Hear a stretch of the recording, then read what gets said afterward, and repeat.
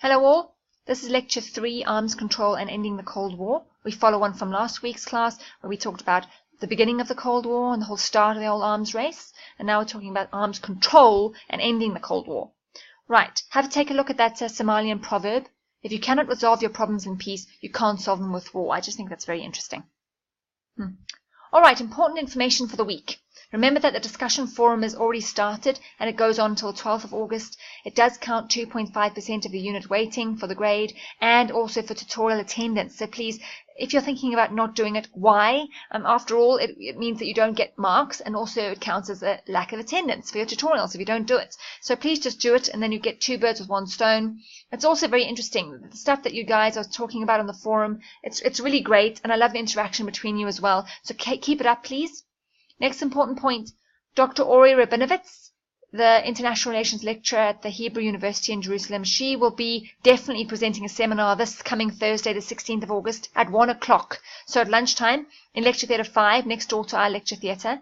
Please make sure that you do attend that one. She's going to talk about Israel's nuclear program.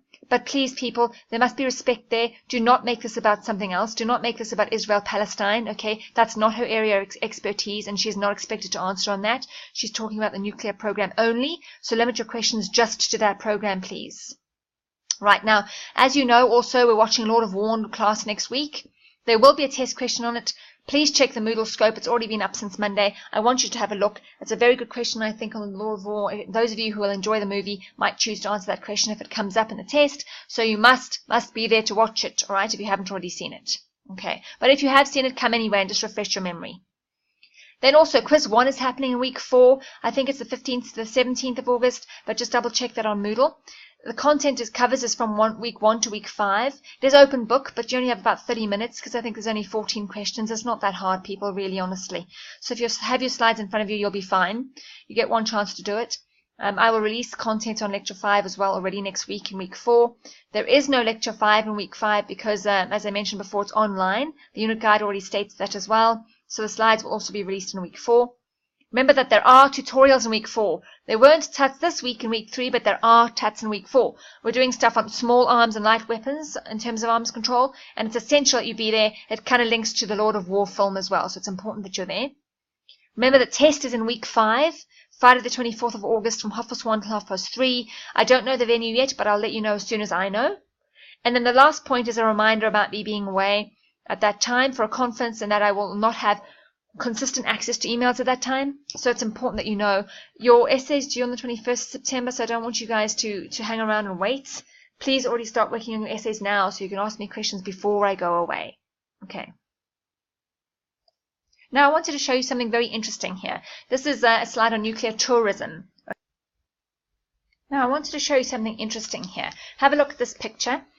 And this is the point in class where I would have said to you guys, what do you think is going on here? And then I would have made somebody talk. Okay, so I suppose you're lucky here that we're doing a recorded lecture.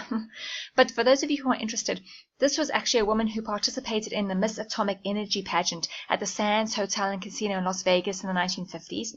And what happened was, in the 1950s, when they were busy testing these nuclear weapons above ground in Nevada, I think it was about 65 miles outside of Las Vegas, then it was actually a draw card for many people who used to come there for tourism. So it comes to Las Vegas to gamble, obviously, but also to see the nuclear weapons being tested, because you could see the flash that went off and then the mushroom cloud that rose afterwards. Hence this picture, because women used to dress up as mushroom clouds and participate in this Miss Atomic Energy pageant and see if they could win. And they used to, dress up with these cotton balls of mushroom cloud on their fronts. Anyway, obviously, when the test ban treaty for above-ground nuclear weapons testing came about in the early 60s, this was then frowned upon, and then the idea of a pageant sort of dwindled away, as did the idea of nuclear tourism generally. But for those of you who are genuinely interested in this, have a look at this link. There's the link to an actual article on it, because this was a real thing. Nuclear terrorism was a real thing, and people actually went to Las Vegas to see the nuclear weapons being tested. So interesting. Right, now these are the sources that were used for this lecture. Some of these sources are already on Moodle under week 2. I think I might have put them again under week 3, but just check 2 and 3, they're up there, okay? And these YouTube links are here on the slides that you can also access them. Just videos to a couple of things that you should see. They're repeated again later on as well.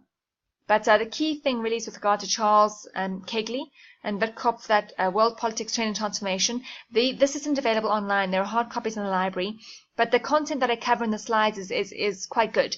So rather use the slides first and then go to the textbook to fill in afterwards kind of thing. Okay, it's always, I think, better to back build and use the class slides as a skeleton. I think I've said this in many classes before. Otherwise, there's too much content to cover. So this is streamlined information. So use this first and then build back, as I said before, from the slides. Right, here's the outline of the lecture. We'll discuss arms control versus disarmament, and then we'll do bilateral arms control and disarmament and multilateral arms control and disarmament, and then we'll look at the problematic future of arms control and disarmament with the summary. It sort of ties in together at the end. Now, the last couple of points, that's actually a section on its own at the end of the unit, but we're going to already draw attention to some of the key themes and debates now. It'll all tie in together as we go forward. I just want to draw attention to some of them now, all right, already in week 3. Okay, so let's start now with arms control versus disarmament. Okay, just ignore this picture here at the side for a minute. What I want to do is really, I would have asked you this in class. I would have said to you, what is the key difference between arms control versus disarmament?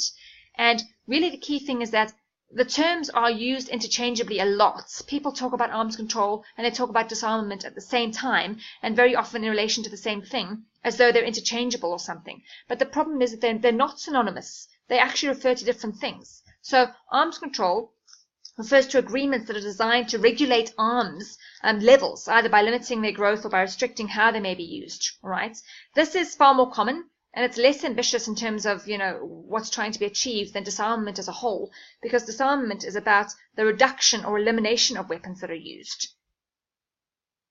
Okay. Now, just as an interesting point, disarmament achievements are very rare and rarely successful. And I think I would have asked you this question in class. Why do you think that might be the case? It's a question you can still ask yourself, but really I think the underlying principle is that it comes back down to the security dilemma, and that this idea that perhaps you might control your arms, but would you disarm completely? I mean, who's going to go without weapons altogether when your neighbor might suddenly rise up and attack you? So it really always comes down to that fear and this idea that somebody might be your enemy going forward. Some examples through time might be, the textbook refers to Chinese states in 600 BC. They formed a disarmament league that produced basically a peaceful century for the league's members. And there was another example. Here's what this picture refers to, is between Canada and the United States in 1817.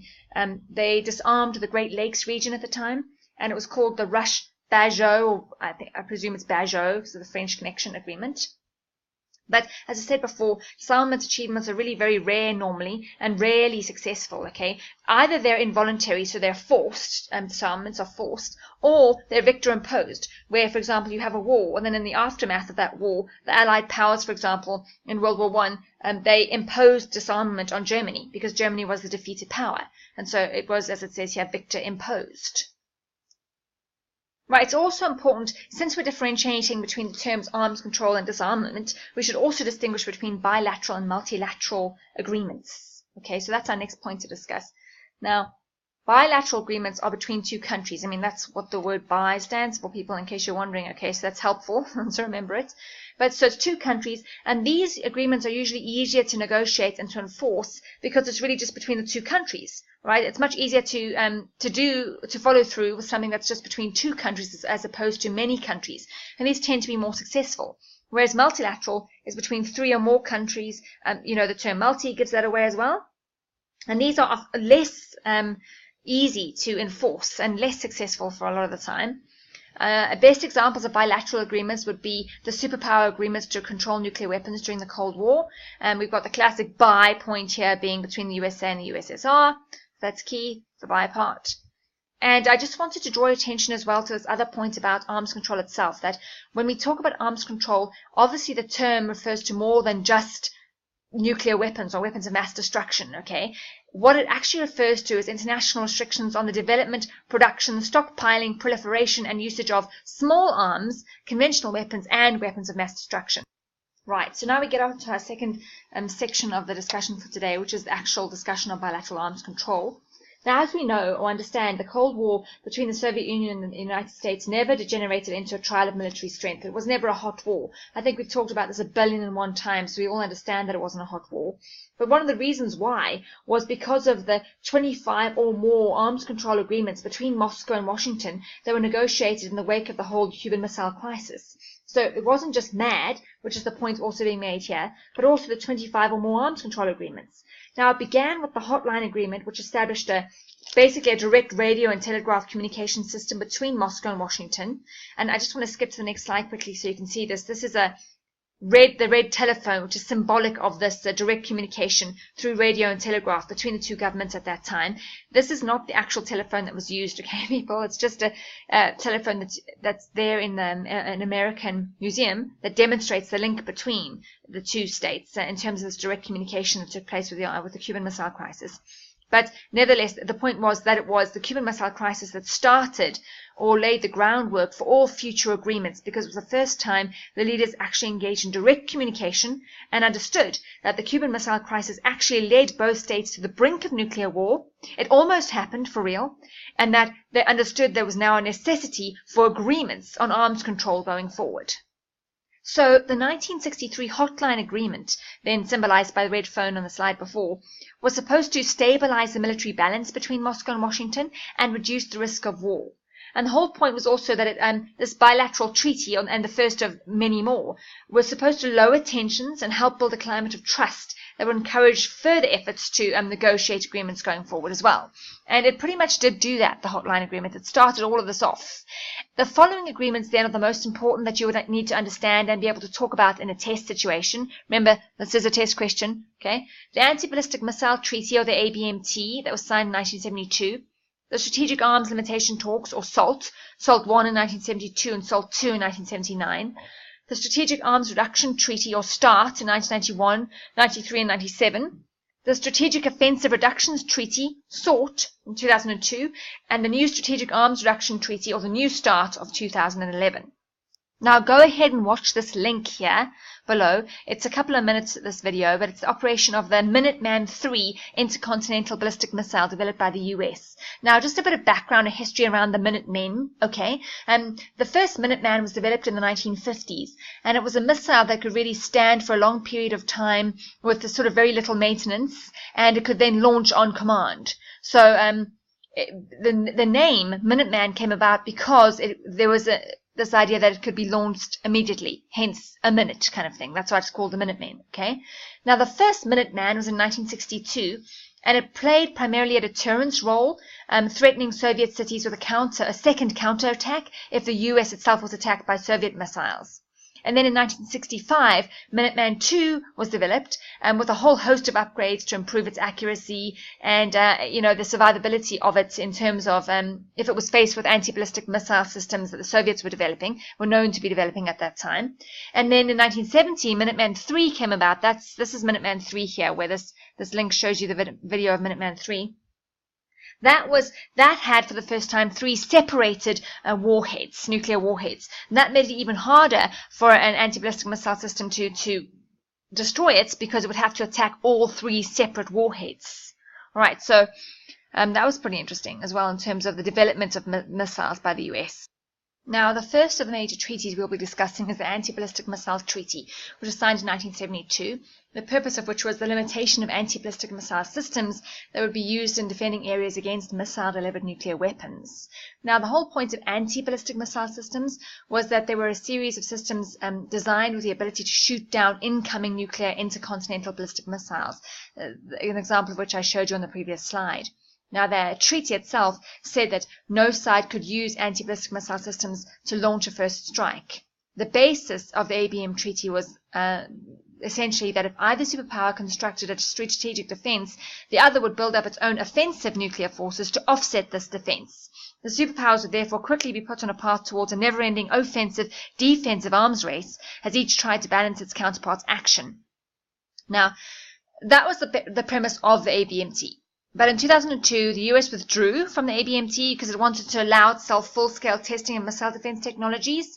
And Bush was the president at the time, and he said that even though there was no more Cold War at that time, they now faced a whole new threat in the form of terrorists, and they had to be able to defend themselves in case terrorists got hold of nuclear weapons that could be sent through a missile. And so they needed to test their missile defense technologies, and that was their reasoning behind it. Just as a matter of interest then, if we look at this next slide, this is the Star Wars program, or the US missile defense system that they created. And what's interesting about this is, I mean, I would never ask you about this in terms of the technicalities, so I'm not going to ask you to explain how this works or anything like that. Don't worry about that. But just for those who are really interested, this is just an image of how it would basically work. And what's even more interesting is the fact that they don't really know if it will work. They say that there's a likelihood that it would work, but they haven't been able to test it because there hasn't been an intercontinental ballistic missile strike. So they haven't been able to use it against any strike. So anyway, there's a likelihood that it could possibly work, but I know that the American government's thrown millions and millions and millions of dollars into it. Yeah, okay. So now if we move on then, we go on to our next set of treaties, which would be SALT I, signed in 1972, and SALT II in 1979. And the whole point behind these two treaties was the placing of formal ceilings on strategic weapons in the form of long-range or intercontinental ballistic missiles. Now, the negotiations for SALT actually began as early as 1969, but then, these things take forever, so it took a couple of years before it was signed into effect. But nevertheless, the negotiations began in 1969 between the US and the USSR, and the point was to freeze offensive weapons at existing levels at that time, and then also promote balanced, verifiable limits on strategic nuclear weapons going forward. So the really important point here, people, is this, that there was a specific intention to restrain the arms race in strategic weapons. Now, if we look a little bit more in depth at SALT I, we know that the point was to freeze the number of strategic ballistic missile launches at existing levels. We understand that. And what SALT I did was it provided for the addition of new submarine-launched ballistic missile launchers, or SLBMs, but only after the same number of older intercontinental ballistic missiles and SLBM launchers had been dismantled. It also stated that the sites protected by anti-ballistic missiles had to be limited to 2 each for either state. And now this is also interesting. By the end of the Cold War, okay, you've got, these are the following figures. The US had more than 9,500 nuclear warheads, and the USSR, or Russia at the time, had about 8,000. Now that brings us to SALT II. Okay, now SALT II was basically a continuation of SALT I, which makes sense because it's SALT II, okay. And that was led by a number of representatives from both sides, from the USSR and by the USA. And the point of SALT II was actually to curtail the manufacture of strategic nuclear weapons. It was the first nuclear arms treaty to assume real reductions in strategic forces to 2,250 of all categories of delivery vehicles on both sides, that's the USA and USSR. It also banned new missile programs and limited the development of new strategic missile types, and also placed a limit on strategic launches. Now, what's interesting about this is that it seems promising in terms of what it could do as a treaty, but unfortunately timing was bad, because 6 months after the treaty was basically signed by Jimmy Carter, the American president at the time, and then Leonid Brezhnev, the head of the USSR at the time. For those of you who did International Studies 1, Brezhnev, remember, was the very big guy who fell through his coffin after his death. That one, yeah. So these were the two leaders in charge of this treaty, but unfortunately, 6 months after this treaty was signed in 1979, now we're in the 1980s here, the Soviets invaded Afghanistan. And so the US legislature never ratified this treaty, and they took the invasion of Afghanistan by the Soviets as a violation of this pact, basically, and a violation of trust that was established between the two of them. And although they basically honored the treaty until 1985, it expired in 1985 anyway, and then they withdrew. And the Soviet legislature also never ratified this treaty, so it basically was a washout. Here's a cartoon I just wanted to show you, that basically to help you remember that what happened with SALT II. So you've got Brezhnev there invading Afghanistan, and then Jimmy Carter says bye-bye to the SALT II treaty. Okay, so now that it's important though, because SALT II did lead to the STARTs. Now, the STARTs were basically actually between 1991, 1993, and 1997. But let's recap where we were. So at the end of the Cold War, the US had 9,500 nuclear warheads and Russia had 8,000. Now the purpose of START, or the Strategic Arms Reduction Treaty, was for both of these states to cut their combined arsenals to 6,500. It also placed limits on all kinds of nuclear weapons, and the point was to give up all multiple independently targeted re-entry vehicles, or MIRVs, on land-based intercontinental missiles. That was the whole point. It also reduced submarine launched ballistic missile warheads to no more than 1,750, But this treaty expired on the 5th of December 2009, which then leads us to our next treaty of SALT. But this link here is a link to the SS-18, also known as Satan. It's a video on what America is afraid of, Russia's nuclear shield. It's about 5 minutes, and it's very interesting. It just demonstrates what Russia was working on at this time, and you can go and have a look at it. Right, then in May 2002, Presidents George W. Bush and Vladimir Putin, who was then president at the time, signed the SALT. SALT, if you remember, was the Strategic Offensive Reductions Treaty. Right, now the point was to cut the combined number of strategic nuclear warheads by 2/3 over the next 10-year period until 2012. So the idea was reduce deployed warheads from about 6,000 to between 1,700 and 2,200 each by 2012, and to eliminate tactical nuclear weapons. But there were shortcomings already with this treaty because both countries were left with enough firepower to retain the deterrent threat of MAD. Remember the point we keep making about how many nuclear weapons is enough? I mean, how dead is dead? That kind of thing. It's the same kind of principle there. There's also no requirement to destroy warheads taken out of service. What about those that were just lying there?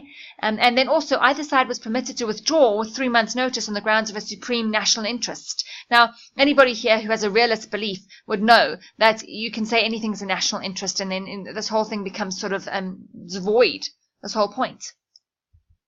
SALT was then enforced from June 2003 until February 2011 and was superseded by the New START Treaty, which was basically measures for the further reduction and limitation of strategic offensive arms. Here's a table of a summary of the New START limits, just to give you an example of how it looked basically. So, for example, deployed intercontinental ballistic missiles, submarine-launched ballistic missiles, and heavy bombers, the limit would be 700. Deployed warheads, 1,550, and deployed and non-deployed launchers, 800. Right, now everybody, this is obviously a very brief summary of all these treaties so far, so obviously please go and read up on them. I mean, this is not enough information that I've given you here. Okay, but here's a quick summary. After decades of rapidly building nuclear warheads, the US and Russia pledged to dramatically cut the number of nuclear warheads in their stockpiles, and they did this through a series of disarmament agreements. We've discussed the most important of these. Remember, there were 25 or more, okay, but we discussed the most important. It also inspired most of the other nuclear powers to not increase the number of warheads deployed. But have a look at this following graph. It illustrates the negotiated end of the US-Russian arms race starting during the Cold War and then continuing after the Cold War. And it just gives you a few examples of the really key ones, from the Anti-Ballistic Missile Treaty down to SALT. Spend a bit of time just looking at that. You can see how there's been a reduction. Look at these. It's interesting, okay? But this graph goes up to 2015. Let's look at the Source Arms Control Association, which looks at the estimated global nuclear warhead inventories of 2016. There's a combined total of roughly 15,500 nuclear warheads, and interestingly, although I suppose not so interestingly, I guess we would know this to be true, more than 90% belong to Russia and the US. Okay, approximately 10,000 warheads are actually in military service, and the rest are awaiting dismantlement. Now, that's also an interesting fact. So have a look here. You've got 7,100 with the US, 215 with the United Kingdom, 300 in France, 80 in Israel, 120 in Pakistan, 110 in India, 7,300 in Russia, so that's 200 more than the US. See here, that's interesting. Okay, China 260 and North Korea at 8. That was 2016. And then here is the 2018 estimated global nuclear warhead inventories. So you see here this number is roughly 15,000 nuclear warheads, and if we go to the previous slide, there was 15,500, so there's a reduction there of 500. And let's look at where this could be. So the US is sitting on 6,550 in 2018, and they were on 7,100 2 years ago. So there's a reduction. The United Kingdom's got 215 and still has 215. France is the same, 300 and 300. Israel the same, 80 and 80. Pakistan, 120 in 2016, 145 in 2018. So they've gone up. India's also gone up, 110 in 2016 and 135 in 2018. Russia has gone down from 700,300 to 6,850. China in 2018 is sitting on 20 more than 2016, and then North Korea's got 7 more than 2016. Now this graph just looks at how these overall numbers are disaggregated. So Russia, that 7,300 number, let's go back just to remind ourselves, that's 2016. Here the 7,300 number and the 7,100 number for the US. Now it's displayed on this kind of graph. And you can see that of that number, of the 7,300 for Russia, 2,800 are retired. That's warheads no longer in the stockpile, but they remain intact as they wait to be dismantled. Then 4,500 are stockpiled. Those are warheads assigned for potential use on military delivery vehicles, includes active and inactive warheads.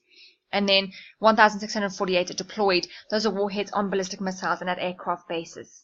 Okay, and then in the USA, 2,500 are retired, 4,571 are stockpiled, and then 1,538 are deployed. And you can see all these little numbers down here. These are all basically stockpiled. They're the ones that the other countries have. And if we look at 2018, sort of a very similar picture there.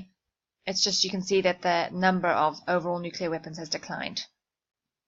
Now, there are some concerns that have ignited fear internationally that nuclear disarmament will not continue. The first is the US's 2005 commitment to store rather than destroy their remaining Cold War warheads and to develop their Star Wars missile defense plans. We'll talk more about this in topic 5. Also, in 2005, Putin, his announcement that Russia had developed or deployed a new ballistic missile called Bulava, a weapon that not a single other nuclear power has or will have in the future, he said, and that will force the US to reassess its estimates of Russia's great power status. And then, of course, just recently, in 2018, Putin's announcement of the invincible nukes.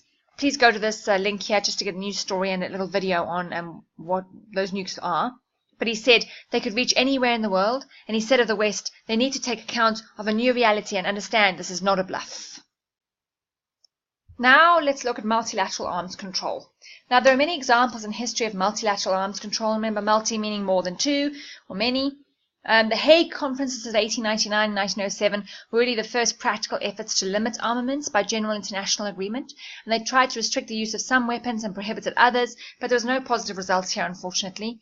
The League of Nations had much more serious efforts to do this. In 1932, there was a World Disarmament Conference held in Geneva, and the whole point was it involved most countries, and it was ostensibly covering all categories of weapons to try and disarm.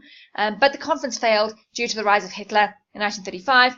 And even today, the whole point is this complexity of striking a fair balance among a great variety of states, all of whom have different security concerns. That's a real reality. And, it's difficult even now in the world. So that was the reality that they faced then, is that how do you strike a balance between all the security concerns? The negotiations for naval arms limitations have been more successful in history, though.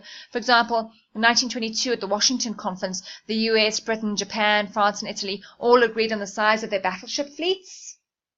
They signed a treaty that said they would adjust the relative tonnage of their fleets, basically. And in 1930, the London Conference, where the US, Britain, and Japan extended a deal to cover all their fighting vessels and making verification easy.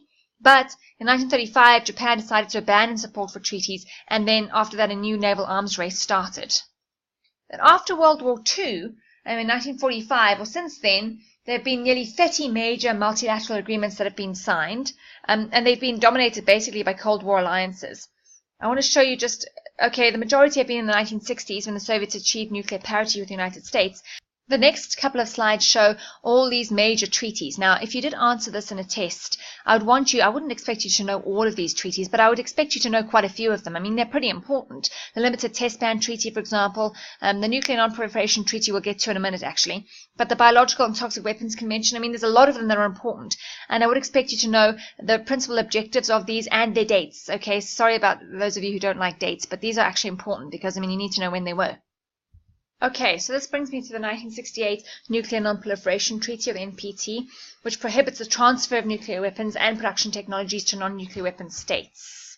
It's the most symbolic multilateral agreement. It's got currently 190 signatories.